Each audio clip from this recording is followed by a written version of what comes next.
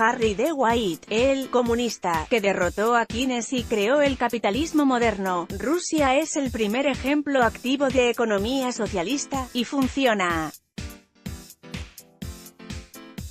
La cita es de los años 40, y bien la pudo escribir cualquier intelectual próximo al marxismo, pero lo hizo el principal artífice de los acuerdos de Bretton Woods.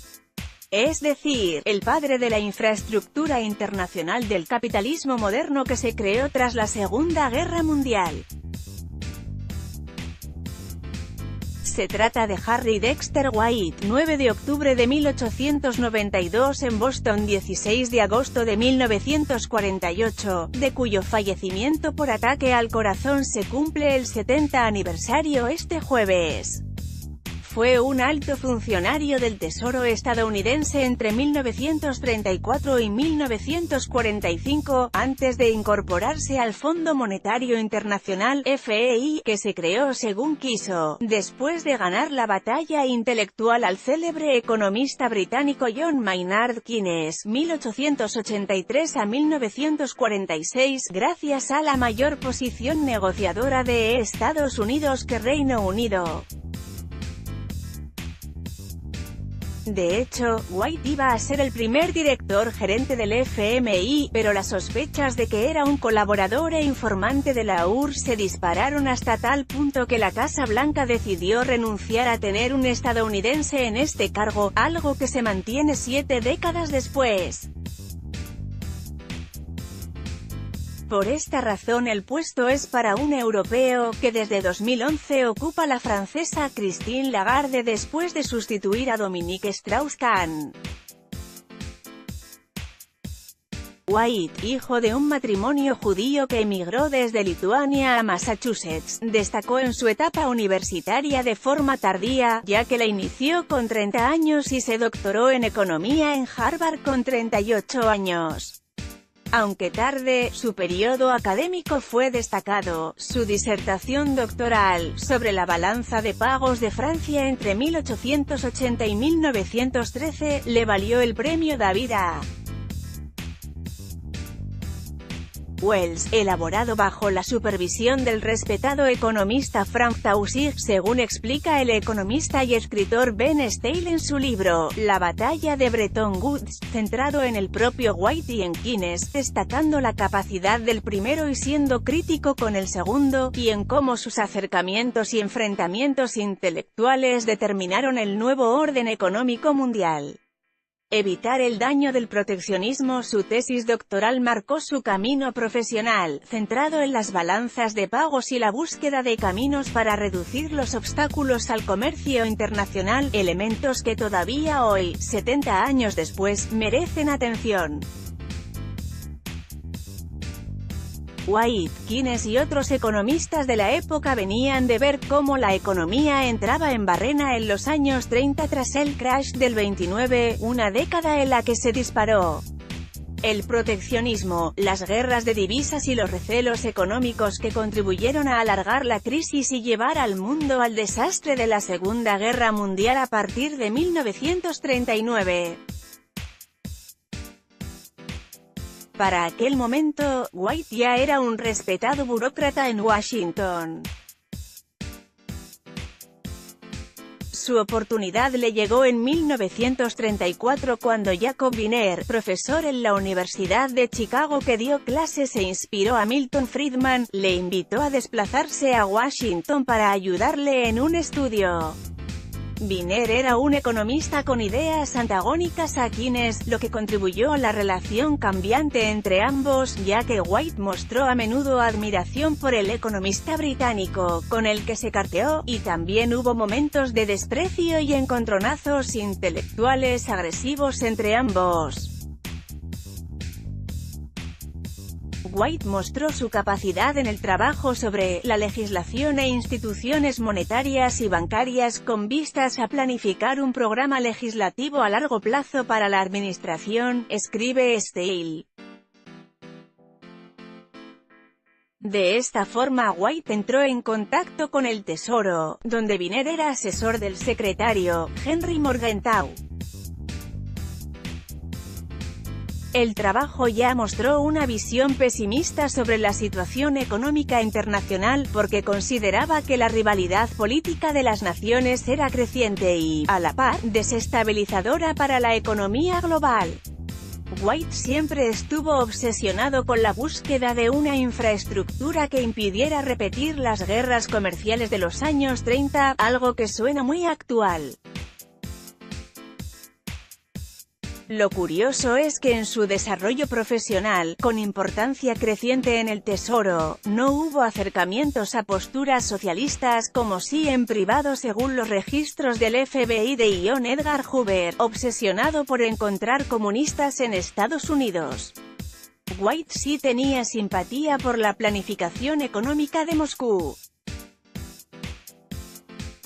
No hay duda de que Harry se sentía muy próximo a los rusos, señaló décadas después el economista Edward Bernstein, al que White contrató para el Tesoro, según recoge el libro del hijo de Henry Morgenthau, 1991, sobre la importancia de su padre y su abuelo en el aparato gubernamental de la primera mitad del siglo XX.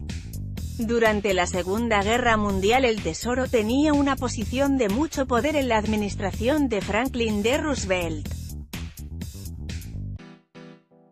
Ahora se circunscribe a la política fiscal, que ha tenido menor importancia que la política monetaria de la Reserva Federal, Fed, en la última década. Pero entonces el secretario, Morgenthau, tenía un enfrentamiento con la Secretaría de Estado en el que salía victorioso por su proximidad a Roosevelt, ya que era uno de sus principales asesores. Así, el Tesoro dirigía la política económica, pero en aquel momento lo más importante era drenar recursos para los esfuerzos bélicos y los acuerdos de financiación con Reino Unido, con lo que las directrices económicas y exteriores se tocaban hasta tal punto de que el Tesoro era la institución más influyente en ello. Morgenthau tenía un perfil muy político y en los últimos años de la Segunda Guerra Mundial dejó los asuntos más técnicos a White, tras un ascenso meteórico, que llegó a ser una especie de ministro de finanzas en la sombra. Predominio del dólar en 1944, pese a las batallas cruentas en Europa tras el desembarco de Normandía y en los avances hacia Berlín de la URSS por el este, a uno y otro lado del Atlántico se empezó a pensar en tender puentes entre países para la cooperación internacional. Y no solo con la ONU, sino también a nivel económico. Dos economistas llevaban tiempo trabajando en ello, el prestigioso, escuchado, admirado y criticado Keynes, muy influyente tanto en Gran Bretaña como en Estados Unidos, y el todavía desconocido Harry Dexter White. El desarrollo de la idea de Keynes culminó en la propuesta británica de Unión de Compensación Internacional, que anunciaron durante meses a bombo y platillo, lo que acabó siendo contraproducente en términos políticos tras Bretton Woods, ya que Keynes y el ministro de Exteriores Lord Halifax tuvieron que explicar al Parlamento británico por qué la idea aprobada finalmente en 1946 estaba lejos de sus premisas y suponía el fin de la posición dominante en el comercio mundial de Gran Bretaña a través de sus colonias. La Unión de Compensación Internacional habría sido una institución en la que participarían todos los países del mundo, no solo los de la ONU, buscando estabilizar los tipos de cambio a través de ayudas a países en problemas, dejando cierto margen para que los estados intervinieran en sus divisas. El eje central era la creación del Bancor, una moneda internacional para las transacciones de los países con el fondo, y que tendría un valor fijado con el oro.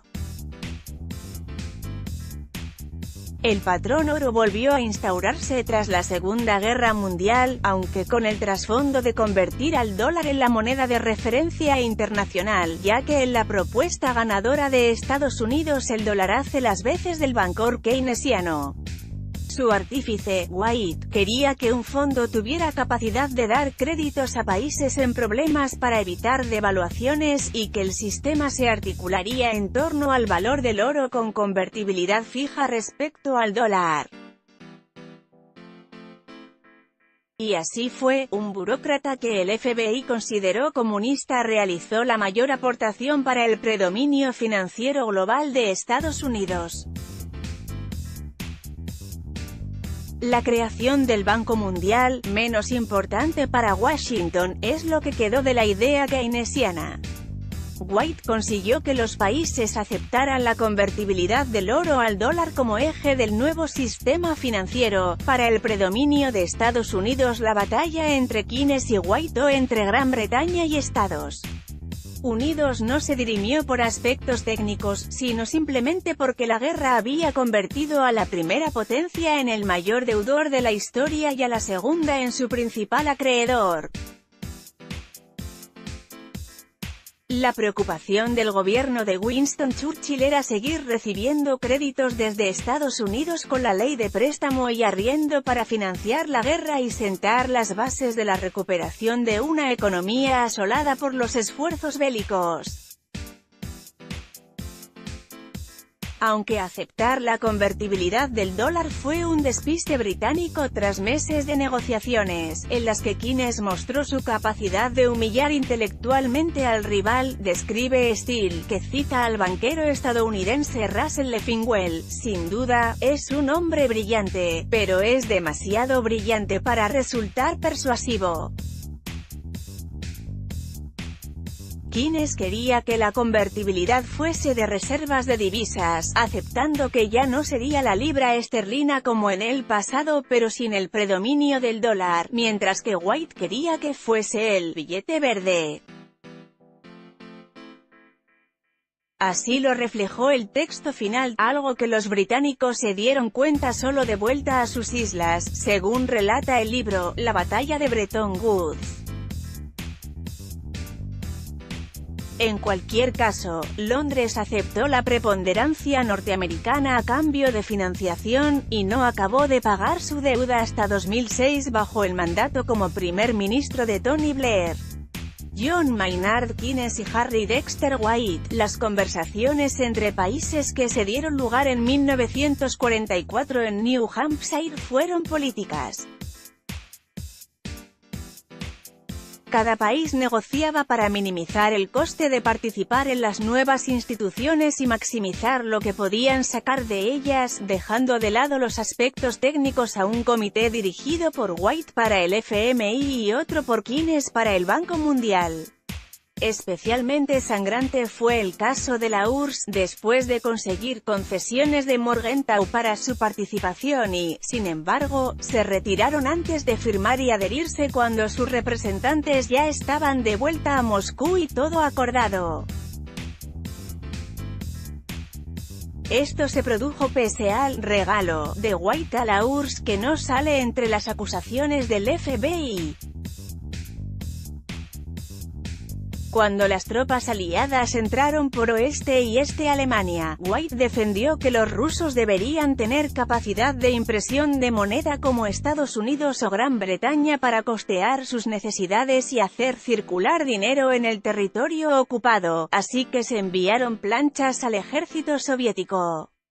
Steele explica que los soviéticos emitieron más de 78.000 millones de marcos que acabaron siendo recuperados por Estados Unidos a un tipo de cambio fijo aprobado por White, lo que supuso una transferencia desde el Tesoro norteamericano de entre 300 y 500 millones de dólares de la época, o más de 30.000 millones de dólares actuales.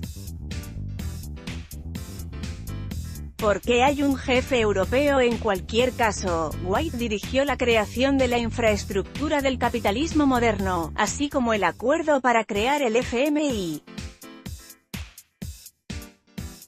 Fue el primer representante estadounidense en el fondo y lo lógico es que hubiera sido su primer director gerente, como propuso Harry S. Truman, que sustituyó a Roosevelt en la Casa Blanca tras el fallecimiento de este. Pero Hoover ya tenía información de 30 fuentes distintas sobre su relación con Moscú, entre ellas 2 exagentes soviéticos y un excorreo que colaboraron con el FBI, con lo que redactó un informe que envió al presidente para frenar su nombramiento.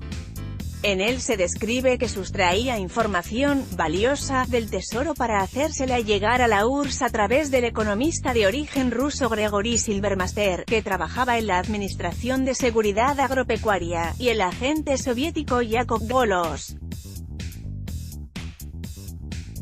También que habría colaborado en la promoción de colaboradores comunistas para puestos clave del sector público.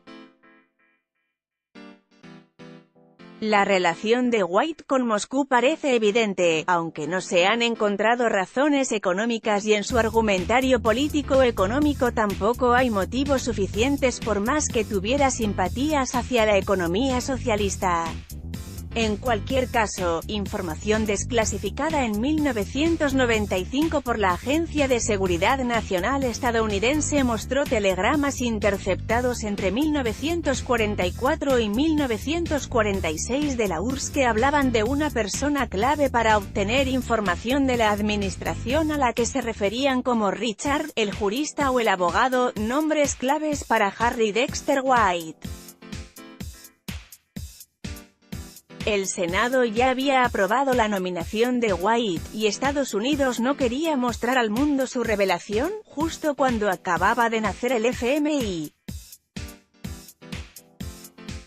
Así, White asumió ciertas obligaciones como director ejecutivo en representación de su país en la institución con sede en Washington, otra cesión de Gran Bretaña, que quería Nueva York para alejarla de la burocracia gubernamental, pero para proteger la investigación del FBI sobre toda la red rusa. El Tesoro dijo a quienes, también nombrado director ejecutivo del FMI y del Banco Mundial, que Estados Unidos había decidido no optar a la jefatura del Fondo por Equidad. White dimitió del FMI el 19 de junio de 1947, y el 13 de agosto negó ser comunista en una comparecencia ante el Comité de Actividades Antiestadounidenses. Al terminar, sufrió un ataque del corazón, y cuando se retiró de Washington para descansar en una granja en New Hampshire, otro ataque le acabó costando la vida con 55 años de edad.